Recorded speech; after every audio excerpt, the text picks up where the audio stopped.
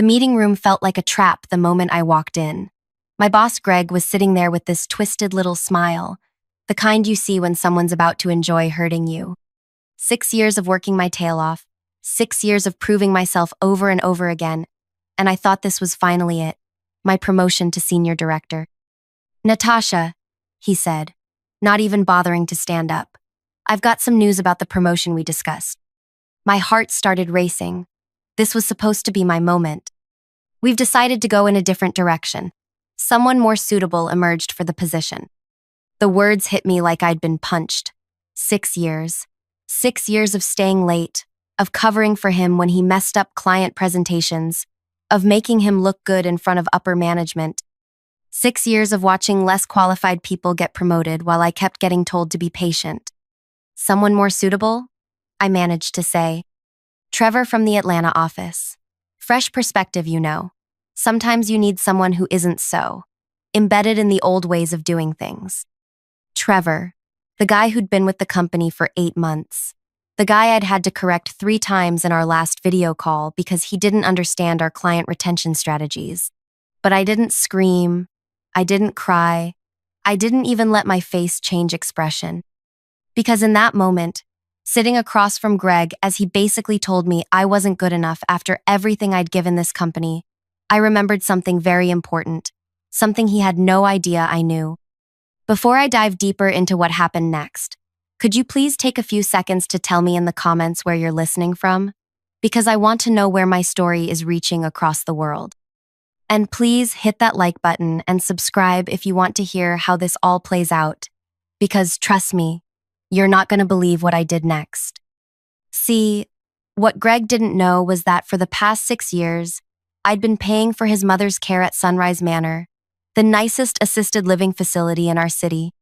$4,000 every single month, automatically debited from my personal account. How did this start? Pure accident. About 6.5 years ago, I was helping Greg organize his office because he'd asked me to handle some personal filing while he was out of town. I opened what I thought was a client invoice, but it was actually a letter addressed to him from Sunrise Manor. Final notice. His mother's account was 3 months behind, totaling $12,000, and they were threatening to discharge her if payment wasn't received within 7 days. I shouldn't have read it, but once I saw the words final notice and discharge, I couldn't stop myself. The letter went on to explain that Mrs. Patterson would need to be transferred to a state-funded facility if the family couldn't meet their financial obligations. That evening, I did something probably crazy. I called Sunrise Manor pretending to be from a financial assistance program, asking about their anonymous donor options. Turns out they had a whole system set up for families who wanted to quietly help with residents' care costs. Rich people guilt money mostly. I set up an automatic payment system that same week. $4,000 every month, listed as coming from an anonymous benefactor in their system. I never planned to tell Greg. I figured it was insurance, something I could use if I ever needed leverage. But here's the thing that made it all so perfect. Greg never knew the payments had stopped when his account went delinquent. He thought the facility was just being patient with him while he figured out his finances. When the anonymous payments started showing up, covering his mother's full monthly costs, he was told simply that a generous donor had chosen to help. And Greg? He took full credit. I watched him for 6 years, telling everyone who would listen about how he was sacrificing to take care of his aging mother, how he was working extra hours to afford her care, how proud he was to be the son who stepped up when family needed him. He even got teary-eyed at the company holiday party last year, talking about how his mother always told people what a wonderful provider he was. His mother, meanwhile, had no idea about the anonymous donor. As far as she knew, Greg was paying every penny of her care costs. She bragged about him constantly to the other residents, to the staff, to anyone who would listen. My Gregory worked so hard to keep me here, she'd say. He's such a good boy, making sure his mama is comfortable. The irony was beautiful. Greg was genuinely stressed about money. I could see it eating at him. He'd complain about being stretched thin, about how expensive everything was getting, about how he worried constantly about being able to afford his mother's care long term. He had no idea that the financial pressure he thought he was under had been lifted 6 years ago by the same employee he kept passing over for promotions. But that Tuesday morning, sitting in that meeting room, listening to him tell me I wasn't suitable for advancement, something shifted inside me. The insurance I'd been carrying all these years suddenly felt like it was time to cash it in. I looked at Greg with his smug little expression and said, "I understand completely. Trevor sounds like a great choice." "I'm glad you're taking this so well," he said, actually sounding surprised. "Some people don't handle disappointment with such professionalism." "Oh, I've learned a lot about professionalism working here," I told him, "especially about how important it is to be honest and transparent about your contributions." He nodded like he'd given me some profound wisdom. "Exactly. That's the kind of mature attitude that'll serve you well in your current role." Current role. Like I should be grateful to keep doing the same job I'd been overqualified for since year 2. I shook his hand, thanked him for his time, and walked back to my desk. Then I opened my laptop and navigated to my bank's website. The automatic payment to Sunrise Manor was scheduled to process the next day of $4,000, like clockwork, like it had been for 72 months straight. I stared at that payment screen for about 30 seconds, thinking about Greg's mother telling everyone what a devoted son she had, thinking about Greg accepting praise for sacrifices he'd never made, thinking about someone more suitable getting the job I'd earned. I clicked Cancel Automatic Payment. Then I called Sunrise Manor's billing office. "Hi, this is regarding the anonymous donor account for Mrs. Eleanor Patterson in room 247. I need to terminate the monthly contributions effective immediately." The billing clerk was very understanding. "Anonymous donors change their circumstances all the time," she explained. They'd send a courtesy notification to the family that the assistance had ended, just so there wouldn't be any surprises when the next bill came due. "When should they expect to receive that notification?" I asked. "We typically send those letters on Fridays, so the family has the weekend to process the information before having to make any immediate decisions." Perfect. It was Tuesday. That gave me exactly 3 days. I spent those 3 days working normally, attending meetings, responding to Greg's requests with the same efficiency I'd always shown. He seemed pleased that I wasn't being difficult about the promotion situation. Wednesday, he even complimented my work on a client presentation, saying things like this were exactly why he valued having me in my current position. Thursday, he sent an email to the whole team about how important it was to support Trevor's transition into the senior director role, and how he knew everyone would show the same dedication and teamwork that had made our department so successful. Friday morning, I arrived at work early and spent some time organizing my desk. I had a feeling things were about to get very interesting. Around 11 o'clock, Greg's office phone rang. Then it rang again, and again. By noon, he was pacing behind his glass office walls, holding what looked like a very intense conversation. I couldn't hear the words, but his body language was getting more agitated by the minute. Friday afternoon, he left early without saying goodbye to anyone. Monday morning, Greg looked like he hadn't slept in days. His usually perfect hair was messy, his shirt was wrinkled, and he kept checking his phone every few seconds.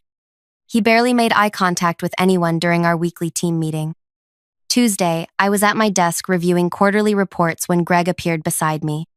Not at my desk, not in my cubicle space, but literally right beside my chair, close enough that I could smell his cologne and see that his hands were shaking slightly. "Natasha," he said, and his voice sounded strange, tight. "I need to ask you something, and I need you to think very carefully before you answer." I looked up at him with what I hoped was an expression of polite curiosity. "Of course, what's on your mind?" "The anonymous donor who's been helping with my mother's care at Sunrise Manor. The payment stopped last week, and He paused, running his hand through his hair. "I need to know if you know anything about who that person might be." This was the moment I'd been waiting for. 6 years of preparation had led to this exact conversation. "Anonymous donor?" I said, tilting my head slightly. "I'm not sure I understand what you're asking." "Someone has been paying $4,000 a month toward my mother's assisted living costs for the past 6 years. The facility won't tell me who it is because of privacy policies, but the payments just stopped, and my mother is going to be transferred to state care by Friday if I can't come up with the money. The desperation in his voice was perfect. Not just panic about the money, but something deeper. The realization that everything he'd built his identity around was crumbling. "That's a lot of money," I said sympathetically. "I had no idea you were getting help with those costs. You always made it sound like you were handling everything yourself." His face went pale. "You can't tell anyone about this. Please, if people at work found out that I haven't actually been paying for my mother's care myself." "But why would that matter?"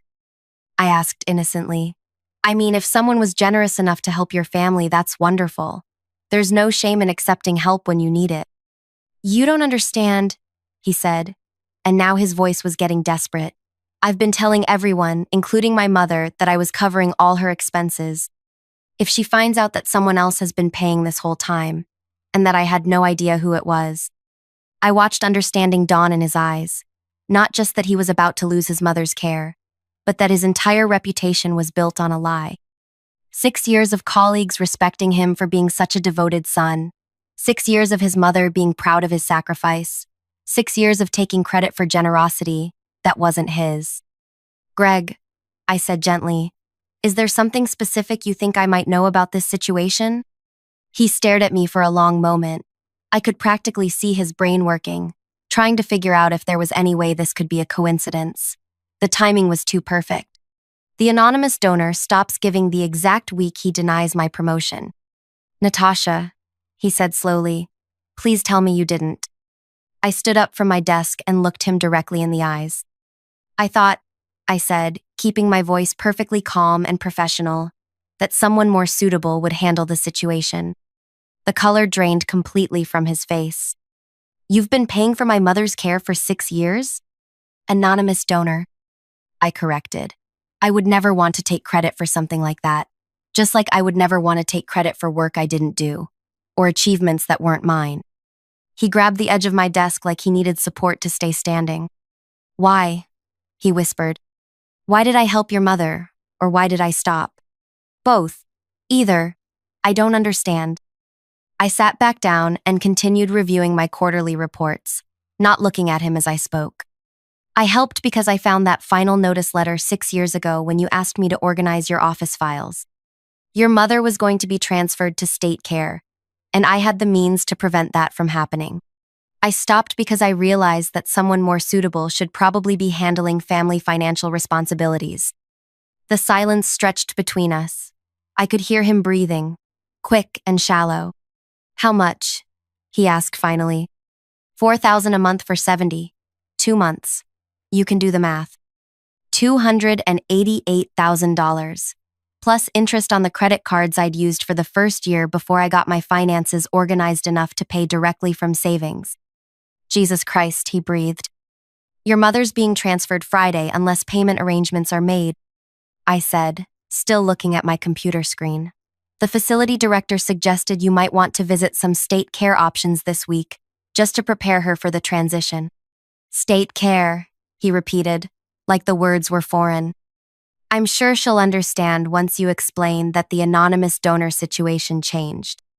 Though I imagine it might be confusing for her, since she's been telling everyone how proud she is that her son can afford such a nice facility." Greg made a sound like he was choking. "The staff mentioned she talks about you constantly, how hard you work to keep her comfortable, how she brags to the other residents about having such a successful son who takes care of his family. I'm sure that won't change, even after she finds out about the actual financial situation." "You don't understand," he said, and now there were tears in his voice. "She'll never forgive me, not for lying to her for 6 years, but for not being the son she thought I was." And that's when I finally looked up at him. "Greg," I said, "I've spent 6 years watching you take credit for my work, my ideas, my contributions to this company. I've watched you accept praise for sacrifices you never made and achievements you never earned. I've watched you build a reputation on foundations that weren't yours." His legs seemed to give out and he sank into the chair beside my desk. "But I never knew," he said weakly. "I never knew you were paying for her care." "That's what makes it so perfect," I told him. You built your entire identity as the devoted son on something you had no control over. Just like you've built your management reputation on work you didn't actually do. The realization was settling over him now, the full scope of what was happening. Not just the immediate crisis with his mother's care, but the complete destruction of everything he'd used to define himself. "What do you want?" he asked finally. "I don't want anything, Greg. I wanted that promotion, but you made it very clear that someone more suitable was available." "The promotion," he said, understanding finally clicking.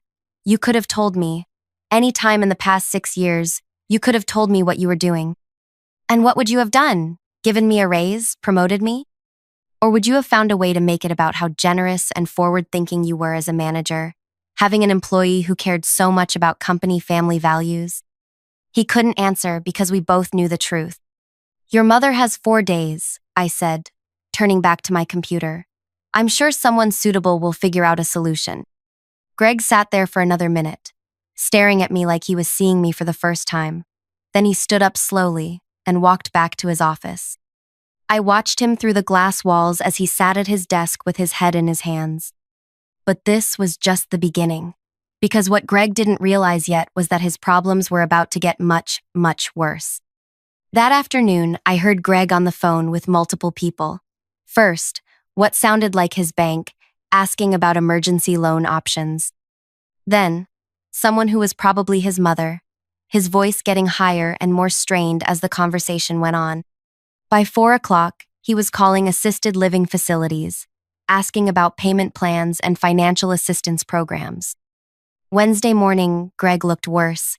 His usual confidence was completely gone, replaced by this frantic energy that everyone in the office was starting to notice. During our team meeting, he kept losing his train of thought mid-sentence and checking his phone under the table. "Everything okay, Greg?" asked Miranda from accounting. "Fine, fine," he said quickly. "Just some family logistics to sort out." But it wasn't fine, and it was about to get so much worse. Thursday around lunchtime, I got a call at my direct line from someone I wasn't expecting. "Is this Natasha Chen? This is Patricia Williams from Sunrise Manor's administrative office." My heart started beating faster. "Yes, this is Natasha. I'm calling because we have a rather unusual situation with the Patterson account, and your name came up in our records as an emergency contact." Emergency contact. I'd forgotten about that detail from 6 years ago when I'd set up the payment system. They'd asked for someone to contact if there were ever issues with the anonymous donor account, and I'd given them my information. "What kind of situation?" I asked. "Well, Mr. Patterson came in yesterday quite upset about the anonymous donor payments ending. He was asking a lot of questions about who had been making the contributions, and he seemed to think it might be someone he worked with." This was interesting. "I see. The thing is, he's been telling his mother and our staff for years that he was personally covering all her care costs. But when we pulled the account history to help him understand the payment situation, it became clear that he hasn't made a single payment toward her care since 2019. 2019, the year I'd started the anonymous donations. "That must be confusing," I said carefully. "Miss Chen, I need to ask you directly. Are you the anonymous donor who's been covering Mrs. Patterson's expenses?" I took a deep breath. I was. "Yes. Can I ask why you stopped the payments?"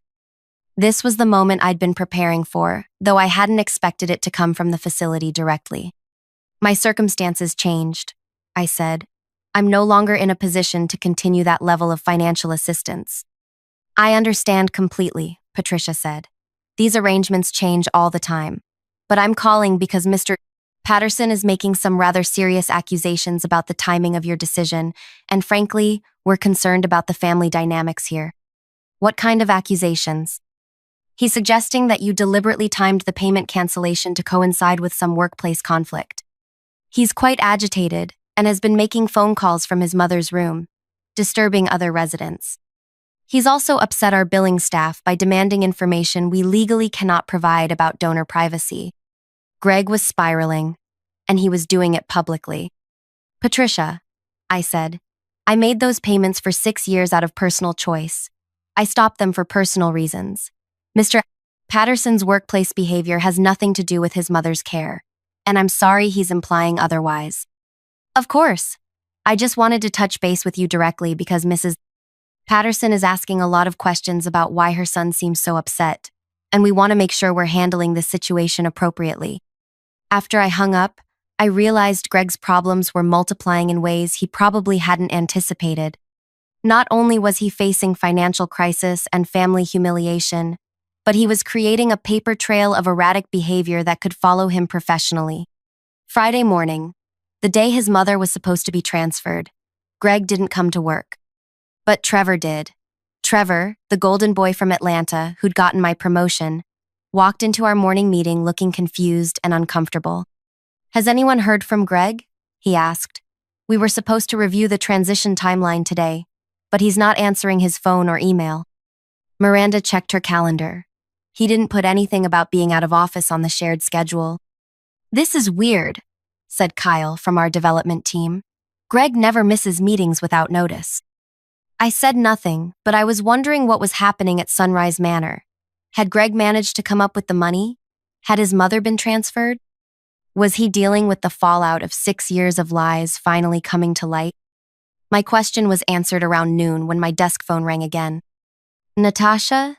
This is Patricia from Sunrise Manor again. I'm sorry to bother you, but we have a situation that requires some clarification." "What's happening?" "Mrs. Patterson's transfer was supposed to happen this morning, but Mr. Patterson showed up with a cashier's check for $12,000, enough to cover the immediate debt and buy some time. However, there's been an incident." "What kind of incident?" "Mrs. Patterson apparently overheard her son arguing with our billing director about payment histories and anonymous donors. She became very upset and demanded to know what was being discussed. When Mr.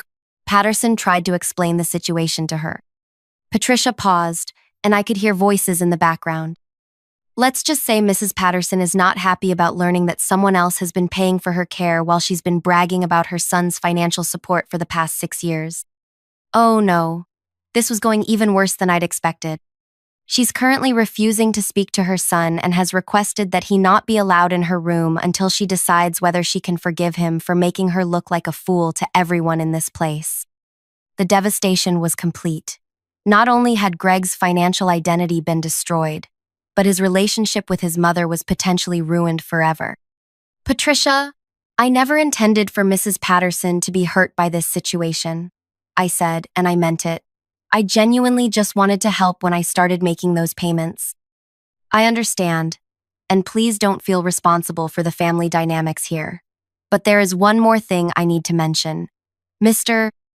Patterson has been asking our staff for your personal contact information. We haven't provided it, of course, but he seems quite determined to speak with you directly." That afternoon, Greg finally showed up at work. He looked like he'd been through a war. His shirt was stained, his hair was a mess, and his eyes were red-rimmed like he'd been crying or hadn't slept in days. He walked straight to my desk, without even stopping at his office. "We need to talk," he said, his voice barely controlled. "I'm working," I replied without looking up from my computer. "My mother won't speak to me. She thinks I'm a liar and a fraud. The entire staff at her facility knows I haven't been paying her bills. I had to borrow money against my house to keep her from being transferred. And even then, she might never forgive me." I finally looked at him. "I'm sorry your mother is upset." "Sorry?" His voice was getting louder, and people were starting to look over. "You destroyed my family, and you're sorry?" "Greg," I said calmly, "I helped your family for 6 years. You destroyed your own reputation by taking credit for something you didn't do. You could have told me. You could have said something. And then what? You would have felt obligated to pay me back? You would have given me that promotion out of guilt? You would have treated me differently because you owed me money?" He stared at me, and I could see him realizing that I was right. If he'd known about the payments, it would have changed everything between us, but not necessarily in ways that would have been good for my career. "Besides," I continued, "I thought someone more suitable would handle the situation." "Stop saying that," he snapped. "Why? It's what you told me about my promotion. Someone more suitable emerged. Trevor was a better choice. I was too embedded in the old ways of doing things, remember?" That's when Trevor himself appeared beside us, looking extremely uncomfortable. Hey, Greg, I've been trying to reach you all morning. We really need to go over these client files before my presentation on Monday. Greg turned to look at Trevor, and I watched something shift in his expression. Not anger, exactly, but a kind of desperate calculation. Actually, Trevor, Greg said, I think we need to discuss something about your promotion. Trevor looked confused. What about it? Well, it's come to my attention that there might have been some oversight in the selection process, some qualifications that weren't properly considered. I felt my stomach drop. Greg was going to try to fix this by giving me the promotion now, thinking it would somehow undo the damage. But it was too late for that, and frankly, I didn't want the job anymore. Not like this. Greg, I said quietly, don't. Don't what? He demanded. Don't try to make this right? Don't acknowledge that you've been the backbone of this team for 6 years while I was taking credit for everything you did? Trevor was looking back and forth between us like he'd walked into the middle of a movie he didn't understand. What's going on here? Trevor asked. What's going on? Greg said, his voice getting bitter. Is that I've been a complete fraud, and the person who should have gotten your job has been carrying my entire life for the past 6 years. Greg, stop, I said, standing up. People were really staring now, and this was getting out of hand. No, I won't stop, he said, turning to address the whole office. Everyone should know what kind of manager I've been. Everyone should know that Natasha has been doing half my job while I took all the credit, and that she's been paying for my mother's medical care while I let everyone think I was some kind of devoted son. The office went completely silent. She spent almost $300,000 of her own money keeping my mother in assisted living. And when I denied her a promotion last week, she stopped the payments. And you know what? She was absolutely right to do it. I wanted to disappear. This was not how I'd wanted this to go. My revenge was supposed to be private, personal, a lesson for Greg about consequences. I didn't want to be the office hero or the subject of workplace gossip. Greg, I said firmly, you need to go home. I can't go home, he said, and now he was definitely crying. My mother won't see me. My wife is furious about the money I borrowed against the house. I've spent 6 years lying to everyone about who I really am, and now everyone knows. Trevor cleared his throat awkwardly. Maybe we should reschedule our meeting? There is no meeting, Greg said. There is no promotion. Natasha should have been senior director years ago, and the only reason she wasn't is because I was too insecure and too much of a coward to admit that she was better at this job than I'll ever be. That's when our department head, Lisa, appeared at the edge of our workspace. Greg, I need to see you in my office immediately, she said, her voice tight with the kind of control that meant someone was in serious trouble. Lisa, Greg said, wiping his eyes, before you say anything, you should know that I've been fundamentally dishonest about my capabilities and contributions to this department. Greg, my office, now. As they walked away, I realized that my quiet personal revenge had just become a very public workplace crisis. Trevor was still standing there looking shell-shocked, and everyone in the office was pretending to work while obviously listening to every word. Natasha, Trevor said quietly, is what he said true? About the promotion and the money and everything? I sat back down at my desk and opened my laptop. Trevor, I said, you got the job fair and square. Management made their decision based on what they thought was best for the company. But if you were more qualified, qualifications don't always determine outcomes, I told him. Sometimes other factors come into play. He stood there for another minute, clearly wanting to ask more questions, but I kept working and eventually he walked away. 20 minutes later, Lisa came back without Greg. Natasha, can I see you privately? We went to the small conference room, and Lisa closed the door. I need you to tell me what really happened here, she said. So I did. I told her about finding the letter, about the anonymous payments, about Greg taking credit for his mother's care while genuinely believing he was financially struggling. I told her about the promotion decision and my choice to stop the payments. You paid almost $300,000 for your boss's mother's medical care, Lisa repeated slowly. I did. For 6 years. Yes. And he never knew. Not until this week. Lisa leaned back in her chair. Natasha, this is the most complicated workplace situation I've ever encountered. I understand if there need to be consequences, I said. I know my actions created a conflict of interest, even if Greg didn't know about it. Consequences? Lisa looked at me like I was crazy. Natasha, you basically subsidized an employee's family obligations out of your own pocket for 6 years. That's not a conflict of interest, I don't even know what that is. It became a conflict when I used it as leverage, I admitted. Did you, though? Or did you just stop doing something incredibly generous when you realized that generosity wasn't being appreciated? I didn't answer that. Greg has been placed on administrative leave pending a review of his management practices, Lisa said. Apparently, this situation has prompted some other team members to come forward with concerns about taking credit for their work and contributions. That surprised me. I hadn't known other people had noticed. We're going to need to restructure this department, Lisa continued. And frankly, we're going to need someone to lead that restructuring process. Someone who understands the team dynamics and has the respect of the other employees. I looked at her carefully. What are you asking me? I'm asking if you'd be interested in Greg's position, not the senior director role that went to Trevor, the department head position, Greg's job. I sat there for a moment, processing what she was saying. 6 months ago, I would have jumped at this opportunity. But now, after everything that had happened, I wasn't sure I wanted to stay with this company at all. Can I think about it? I asked. Of course, take the weekend.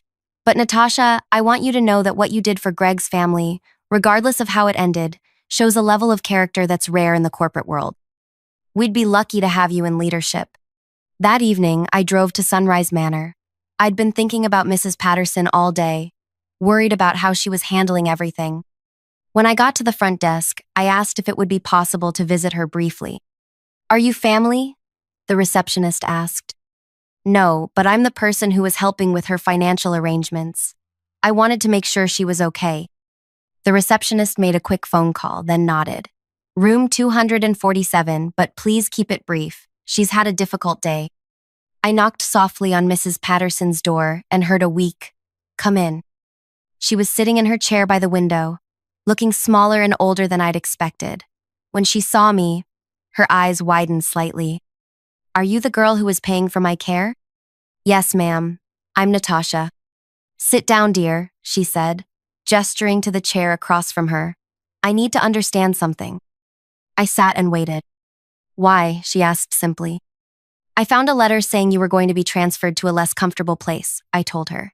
I had the means to prevent that, so I did. For 6 years. Yes, ma'am. And my son never knew. No, ma'am. She was quiet for a long time, looking out the window. He's a good boy, she said finally. Not perfect, but good. He just wanted everyone to think he was better than he really was. I know, I said. Are you angry with him? I thought about that. I was, but mostly I'm just disappointed. He made you feel small, she said, not asking. Yes. I'm sorry about that, dear. And I'm sorry he took credit for your kindness. That wasn't right. Mrs. Patterson, I hope you can forgive him eventually. I think he really does love you. He just got caught up in trying to be someone he wasn't. She reached over and patted my hand. You're a good girl, Natasha. Too good for the likes of this old situation. When I left Sunrise Manor that evening, I felt lighter somehow. Not because everything was resolved, but because I'd reminded myself why I'd started helping in the first place. Not as insurance or leverage, but because someone needed help and I could provide it. Monday morning, I walked into Lisa's office and accepted the department head position. Trevor kept the senior director role, and honestly, he's turned out to be pretty good at it. Having to step into a chaotic situation made him grow up fast, and he's been nothing but respectful and collaborative since everything went down. Greg never came back to work. I heard through office gossip that he took a job with a smaller company in a different city, and that he and his mother eventually worked things out. I hope that's true. As for me, I learned something important about revenge. The most powerful kind isn't about destroying someone else. It's about stopping your own participation in something that doesn't serve you. For 6 years, I'd been enabling Greg's false image of himself while diminishing my own worth. When I stopped doing that, the natural consequences took care of everything else. Sometimes the best revenge is just stepping back and letting people face the reality they've created for themselves. If this story resonated with you, I'd love to hear about it in the comments. Have you ever been in a situation where you were undervalued despite everything you were contributing? How did you handle it? And please, hit that like button and subscribe if you want to hear more stories like this one. Sometimes the most unbelievable things that happen to us are the ones that are completely true.